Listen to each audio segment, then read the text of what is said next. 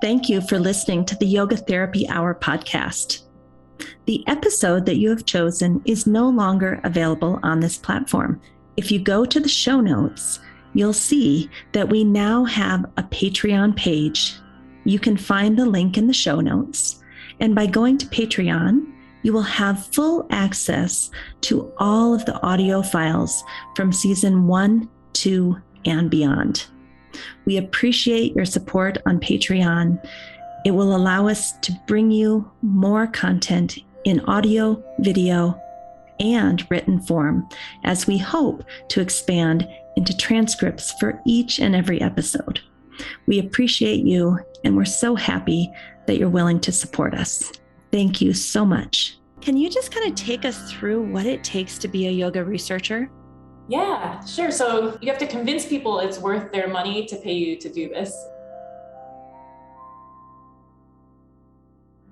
I started my graduate degree in 2003, and I started doing studies in 2008 or 10 that were just me being the yoga teacher, seeing about 7 people and getting some measurements, right? Then that led to like a little bit of a larger study, meaning like 14 people. And then that led to a little bit of a larger study, meaning 40. Then we submitted grants recently to do larger. And so what ends up happening is you have to convince people it's worth their money to pay you to do this, because you need somebody's time and energy to write the grants and papers. So each step along the way, you need to show that it's possible and show that you can recruit people and that they're interested. You know, I feel like I'm sort of a bridge or a translator between the language that the medical community speaks, meaning like statistics, theoretical models, these kind of things where you have to explain what we're doing with yoga in the context that is already integrated into clinical care. So what does this add? How come it's worth it? And to be able to use the sort of terminology that people are already used to. And, you know, I've spent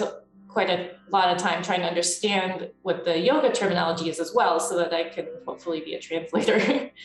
So it took you 5 or 6 years to get a PhD in the area of research. So that's one thing. And then it's taken you, I don't know, another 15 or so years to start small and eventually move up to the point where you have received some very nice large grants. But even just writing the proposals, I mean, I get emails from you on a regular basis saying, you know, can we submit you as an advisor for this study? Or we got rejected from this journal. We're going to resubmit it to this journal. Can you please, you know, like it is this ongoing thing. And I just wanted to start with that because I think people don't realize that this is a very, very specialty thing. And that's not to say you can't collect a little data on the people in your classrooms, but it probably, for a variety of reasons, isn't going to get published in a journal unless you're well-trained and you have actually done the steps that you've done over the last 2 decades. It's a big learning curve if it's something new. So, you know, I would say the other path could be to partner with a researcher. It's just that, like you said, it's very specialized. So the chances of somebody living near you that has this as a topic area of study is well, and the researchers are expected to go get grants to fund their own salary. If they don't fund their own salary, then they will not be hired much longer. And so to take up a random project of a local yoga teacher, it's just not realistic. That's not usually in their career path. Right. So we have to show that when we apply for grants that we are the perfect person to be doing this. We've been doing work in this area for a long time. We're very dedicated to it. So it's hard to just pick up a new project unless it's really serendipitous and aligned in some way. Talk just briefly about this idea of we have an actual protocol and functional reasons why we chose this posture or that breathing technique or this meditation. But because you have very seasoned, advanced yoga teachers and yoga therapists who work for you, they know how to modify the protocol and then mark that down in the research papers to say, hey, today we had to modify this because of XYZ. Can you talk a little bit about that? Because people think, well, yoga therapy can't be protocol driven. It's got to be individualized. And so you're kind of like a little hybrid in between, don't you think? Yes, there's a lot of trade-offs here, right? And so my perspective in writing these grants often, and also as a social psychologist rather than maybe somebody that does like clinical treatment often, is how can we reach it's kind of the perspective of the most people with this versus maybe the person that's coming to me that really needs it, So it's like this, how do we keep it accessible to do the greatest good for the greatest public health benefit? And so it's just a different perspective, I think, than a lot of clinicians might have or therapists. Our protocols are very almost scripted, whereas there's other people that have a lot more leniency or like flexibility in what people can do. And I think there's kind of a different skill set. You can be a very competent yoga teacher. Teaching for a research study also requires that you're okay with being video recorded, that you're okay with teaching potentially the same thing, or at least aligned with the protocol each time. And so people that like to be creative or very intuitive and change things up, maybe don't want to teach for research. It just depends on the study, I guess. So for us, yes, I'd say for the studies, we have it where we have like very highly trained instructors because we just want it to work as best we can. And by scripting it that way, it could potentially be taught by somebody with a little bit less training because it's very clear what we're doing. So really the modifications we've made are like, if somebody doesn't feel up for the movement, maybe we would not do too many movements that day and keep it more relaxation and breathing focused. So they're in chemotherapy and usually the ports are fine for arm movements, but sometimes if they have an IV, they don't like to do all of the arm movements, for example. So we do have modifications. I'd say we've kept it pretty simple as far as like just mostly removing things. Can I just say, knowing when to remove something, that takes some skill.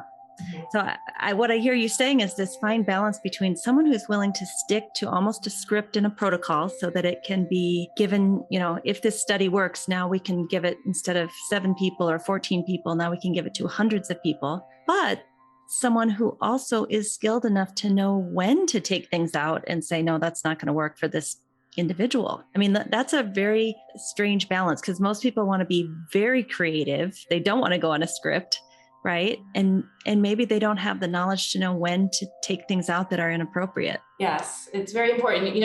When I was able to teach for some studies more, now I mostly write them, but I remember teaching a 30-year-old person with breast cancer at the time. And she looked fit, I was very close in age at the time. And she was so grateful when I actually listened to her to be sitting in a chair and taking a break.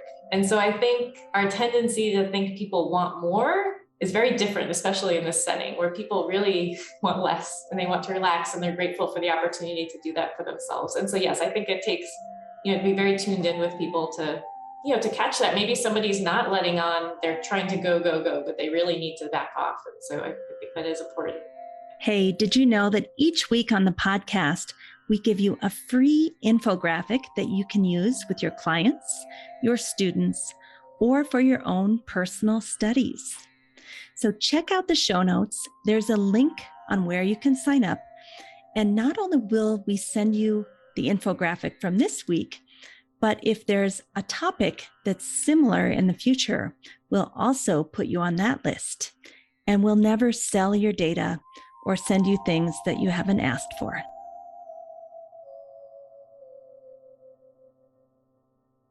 Please share the episode with a friend or colleague. We're so grateful you're willing to share. Feel free to continue these conversations on our private Facebook group called Yoga Therapy Hour Podcast with Amy Wheeler. Remember, we have a mobile app coming out May 2nd, 2022 that tracks mental health and so much more using the foundations of yoga and Ayurveda. The Gold Zone ebook is coming out May 2nd, 2022. This book will help you to create more joy, freedom, meaning and purpose in life, and find deeper connections to yourself and others. Our goal is to help you feel less anxiety, less depression, less chronic pain, less insomnia. And I think you'll find this pair, both the book and the new app, will help you do just that. Hey, did you know that each week on the podcast, we give you a free infographic that you can use with your clients, your students, or for your own personal studies? So check out the show notes. There's a link on where you can sign up. And not only will we send you the infographic from this week, but if there's a topic that's similar in the future, we'll also put you on that list. And we'll never sell your data or send you things that you haven't asked for. Please share the episode with a friend or colleague. We're so grateful you're willing to share. Feel free to continue these conversations on our private Facebook group called Yoga Therapy Hour Podcast with Amy Wheeler. Remember, we have a mobile app coming out May 2nd, 2022 that tracks mental health and so much more using the foundations of yoga and Ayurveda.